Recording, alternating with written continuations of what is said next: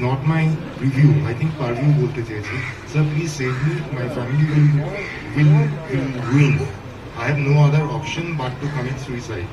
Life threat is. Nandigram में मेरी हार के पीछे कई राज छिपे हैं। हराने के लिए बड़े स्तर पर फर्जीवाड़ा किया गया है। रिटर्निंग ऑफिसर मतगणना के वक्त डरे हुए थे। अफसर दबी जुबान में कह रहे थे कि अगर हम फिर से काउंटिंग करवाते तो हमें जान का खतरा हो सकता है। मतगणना स्थल पर 4 घंटे तक सर्वर डाउन रहा। इस बीच सूबे के राज्यपाल भी हमें जीत की बधाई दे चुके थे, लेकिन अचानक सब कुछ बदल दिया गया। ये कोई और नहीं, पश्चिम बंगाल की सबसे लोकप्रिय नेता, टीएमसी चीफ और तीसरी बार 5 मई 2021 को मुख्यमंत्री पद की शपथ लेने जा रही नेत्री ममता बनर्जी ने अपने ताजा प्रेस कॉन्फ्रेंस के जरिए पूरे देश को बताने की कोशिश की है। आप भी सुनिए। रिटर्निंग ऑफिसर बोलছে few counting agents and all, because 4 hours you have seen how Nandigram the election counting was there.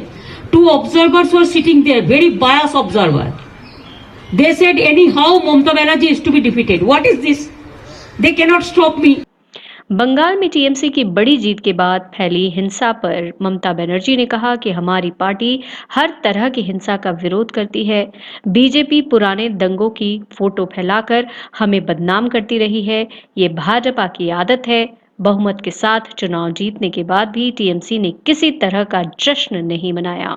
हम भाजपा के खिलाफ एकजुटता से लड़ सकते हैं। मैं स्ट्रीट फाइटर हूं और लोगों का नेतृत्व करने की क्षमता रखती हूं। कोई भी अकेले कुछ नहीं कर सकता है। हम सब मिलकर 2024 में भाजपा का सफाया कर सकते हैं। I am just a street fighter. I can boost up the people so that we can fight a strong fight against the BJP. One cannot do everything alone. It's a collective family, and collectively if we can take a decision, there are so many political parties and so many people, they are in a touch also. So I think all together we can fight the battle for 24. दीदी जिस अंदाज में दहाड़ रही हैं, वो अपने विरोधियों को साफ जता रही हैं कि अभी खेला शेष नहीं हुआ है, बल्कि खेला अभी बाकी है। सत्ता विमर्श ब्यूरो की रिपोर्ट।